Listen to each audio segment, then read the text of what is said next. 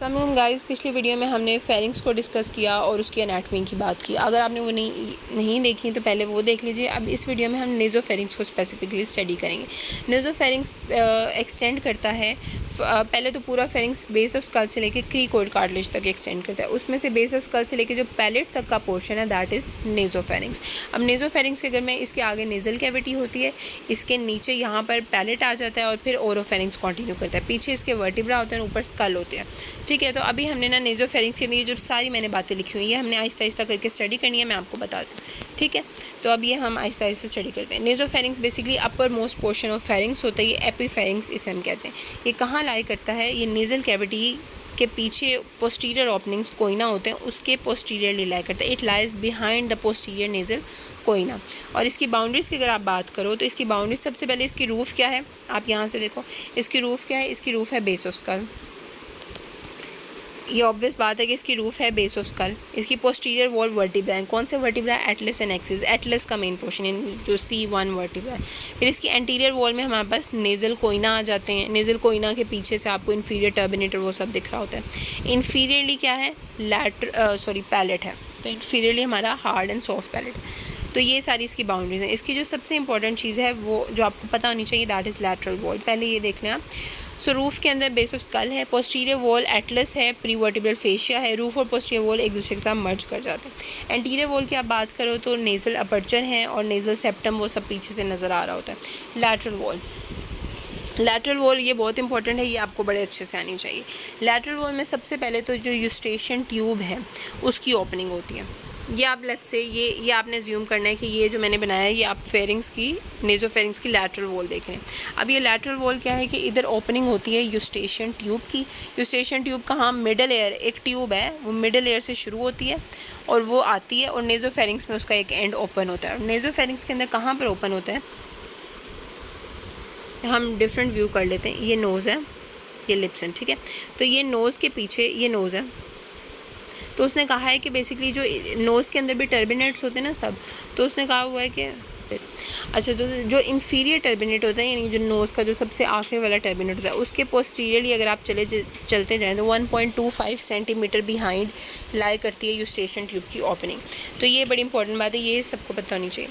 So each lateral wall presents the pharyngeal opening of Eustachian tube जो कि कहाँ पर होती है? 1.25 centimetre behind the inferior turbinate. सबसे पहले आपको लैटरल वॉल में ये बात पक्की पता होनी चाहिए कि यूस्टेशियन ट्यूब कहाँ ओपन होती है। It opens 1.25 centimetre behind the inferior turbinate in the lateral wall of nasopharynx. Eustachian tube हमने ओपन करा ली। Let's see this is the opening of Eustachian tube. ये ओपनिंग है। अब इसके ऊपर और नीचे इस तरह से एक एलिवेशन होती है यानी वॉल वहाँ से एलिवेट हुई होती है, इसे हम कहते हैं torus tubarius. So bounded above and behind there is an elevation known as torus tubarius. अब ये टोरस ट्यूबेरिस के पीछे, ठीक है, यहाँ यहीं इसके एरिया में एक रीसेस होता है यानी थोड़ा सा कह लो एक जगह पे एलिवेशन है फिर उसके पास ही थोड़ा सा एक डिप्रेशन है। उस रीसेस को आप कहते हैं फोसा ऑफ रोजनमुलर। अब ये जो मैंने आपको बात बताई है फोसा ऑफ रोजनमुलर, ये क्यों इंपॉर्टेंट है? क्योंकि ये देखो एक रीसेस है ना, तो यहाँ पर मोस्ट ऑफ द ग्रोथ जैसे नेज़ोफेरिंग्स है तो इसका जब कार्सिनोमा होता है ना वो मोस्टली इसी एरिया में ग्रो करता है पेशेंट्स को। तो सबसे पहले आपने लैटरल वॉल के अंदर ये बात पक्की याद रख लेनी है कि यूस्टेशियन ट्यूब कहाँ ओपन होती है। तो वो कहाँ ओपन होती है? इन्फीरियर टर्बिनेट से 1.25 सेंटीमीटर बिहाइंड। फिर उसके बाद अगली बात ये आती है कि जहाँ पे ओपनिंग है उसके above and behind fossa of Rosenmuller, sorry above and behind torus tubarius है, ये एलिवेशन है। इसके आगे और पीछे यानी इस एरिया में एक फोसा होता है, एक डिप्रेशन होता है जिसे आप फोसा ऑफ रोजनमुलर कहते हो और वो कॉमनेस्ट साइट फॉर नेज़ोफेरिंजियल कार्सिनोमा होती है। ठीक हो गया। फिर उसके बाद है इसके अलावा एक रिज भी होती है सल्पिंजोफेरिंजियल रिज, वो इतनी आज से इंपॉर्टेंट बात नहीं, उसको आप छोड़ें। ओके, तो यहाँ पे भी बाउंड्रीज़ की फिर से बात आ गई कि रूफ़ ऑफ नेज़ोफेरिंग्स पे बेसी ओसिपुट यानी बेस ऑफ स्कल है, स्कल का भी ओसिपुट वाला पार्ट होगा। फिर उसके बाद पोस्टीरियर वॉल क्या है? पोस्टीरियर वॉल में फेशिया है, प्रीवर्टिब्रल फेशिया, रेट्रोफेरिंजियल स्पेस, फ्लोर के अंदर सॉफ्ट पैलेट आ जाएगा, फिर वो कंटिन्यू करता है एज ओरोफेरिंग्स। एंटीरियर वॉल में पोस्टीरियर नेज़ल अपर्चर्स हैं, कोइना है। lateral wall देखें, lateral wall presents the pharyngeal opening of eustachian tube that is situated 1.25 centimeter behind the inferior turbinate। पहली बात ये हो गई। it is bounded by torus tuberis। torus tuberis के पीछे एक recess है fossa of rosenmuller और ये जो फोसा है ये कॉमनेस्ट साइट फॉर कार्सिनोमा है और ये आगे बात आ गई। ठीक है, फिर उसके बाद आगे अगर आप देखो ये देखो, ये डायग्राम देखो कि यहाँ पे एलिवेशन उसने दिखाई हुई है, ये एंडोस्कोपिक व्यू है कि यहाँ पे हमें एलिवेशन दिखती है और फिर उसके पास एक फोसा ऑफ रोज़नमुलर भी दिखता है। ठीक हो गया। तो ये बात होगी हमारे पास नेज़ोफेरिंक्स की। हमने वॉल्स चारों डिस्कस कर ली कि नेज़ोफेरिंक्स कहाँ तक होता है, उसकी चारों वॉल्स कैसी होती है, चारों नहीं बल्कि 6 हमने बाउंड्रीज उसकी सारी की सारी डिस्कस कर ली। अब उसके अगर आप कॉन्टेंट्स की बात करो कि वो उसके अंदर पड़ा क्या क्या होता है, तो सबसे इंपॉर्टेंट बात जो है उसके अंदर एडिनोइड्स होते हैं।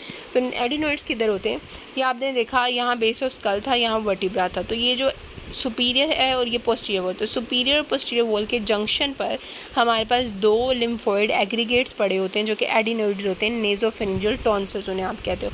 इट इज़ अ सब epithelial collection of lymphoid tissue, कहाँ पर होती है, रूफ और पोस्टीरियर वॉल के जंक्शन पर, और ये म्यूकस मेम्ब्रेन इसको ओवरलाई कर रही होती है और इसका साइज़ बढ़ता रहता है 6 साल की उम्र तक, और उसके बाद ये एट्रोफिस की होना शुरू हो जाती है। ये क्यों इंपॉर्टेंट, बिकॉज लिम्फोइड टिश्यू आपको पता है लिम्फोसाइट्स बनाने इम्यूनिटी में ज़रूरी होता है, तो बच्चों के अंदर इसके ज़रा होता है। तो एडिनोइड्स कहाँ पे पड़े होते हैं, एडिनोइड्स नेज़ोफेरिंजियल टॉन्सिल्स हैं जो कि पोस्टीरियर और सुपीरियर वॉल के जंक्शन पर पड़े होते हैं। फिर उसके बाद अगली जो बात है दैट इज़ नेज़ोफेरिंजियल बर्सा। नेज़ोफेरिंजियल बर्सा देखो, अब मैंने ना ये देखें ये लिखा था, वेट अ मिनट, हाँ, जब आपने नेज़ोफेरिंक्स को पढ़ना है ना तो आपको ये सारी बातों का पता होना चाहिए। बाउंड्रीज मैंने आपको बता दी, लैटरल वॉल में हमने टोरस ट्यूबेरिस और फोसा ऑफ रोज़नमुलर को डिस्कस कर लिया, हमने एडिनोइड्स को देख लिया। अब आगे आप देखो नेज़ोफेरिंजियल बर्सा क्या होता है। अब बस इंपॉर्टेंट टर्म्स मैं आपको बता रही हूँ जो क्लिनिकली इंपॉर्टेंट है। वेट, यस, नेज़ोफेरिंजियल बर्सा बेसिकली ये एक रेमिनेंट है। 2 एडिनोइड्स होते हैं ना, मैंने आपको बताया 2 एडिनोइड्स पड़े हुए हैं, ठीक।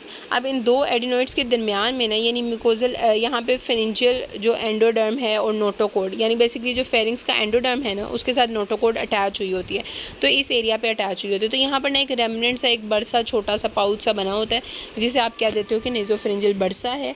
और ये क्या होता है, ये रेमिनेंट होता है। ये क्या इंडिकेट करता है कि यहाँ पर जो फेरिंग्स का एंडोडर्म है वो नोटोकोड से अटैच हुआ हुआ था।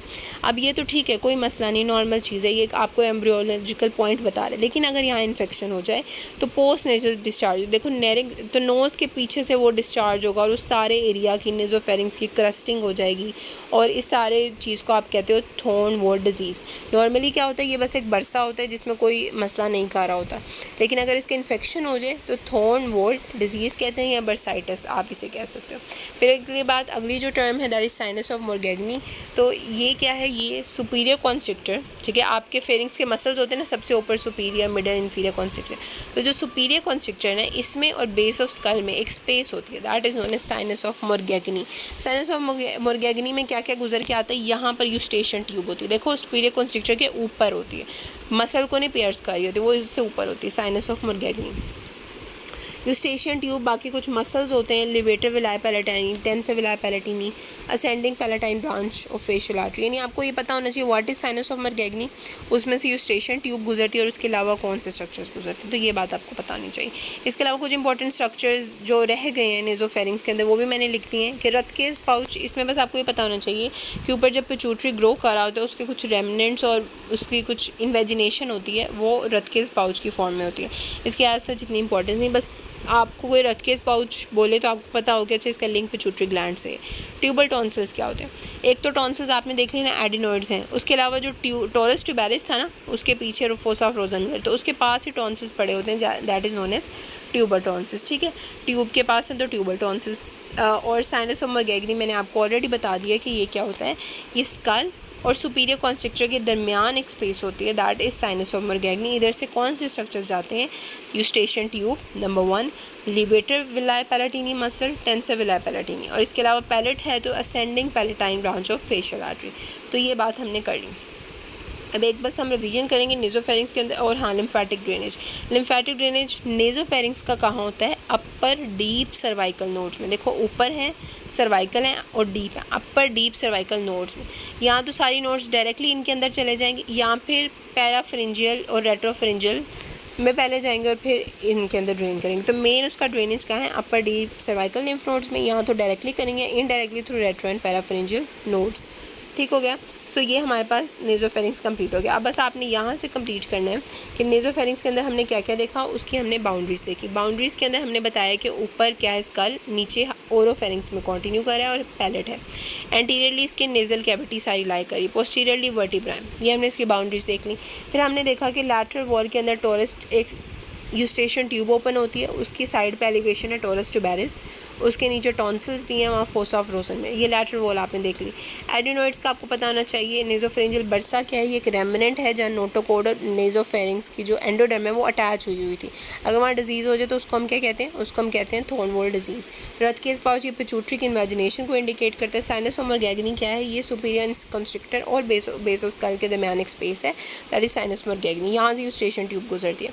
लिम्फेटिक्स में अपर डीप सर्वाइकल लिम्फ नोड्स हैं डायरेक्टली, और इनडायरेक्टली तो पैराफेरेंजियल रेट्रोफेरेंजियल नोड्स। तो ये मैंने आपको नेजोफेरिंग्स कंप्लीट करा दिया। अगर आप फेरिंग्स की बाकी बात करें तो हाइपो एंड ओरोफेरिंग्स वो हम कभी और डिस्कस करेंगे। अभी इसके बाद नेजोफेरिंग्स की डिजीज़ को इंशाल्लाह हम स्टार्ट करेंगे।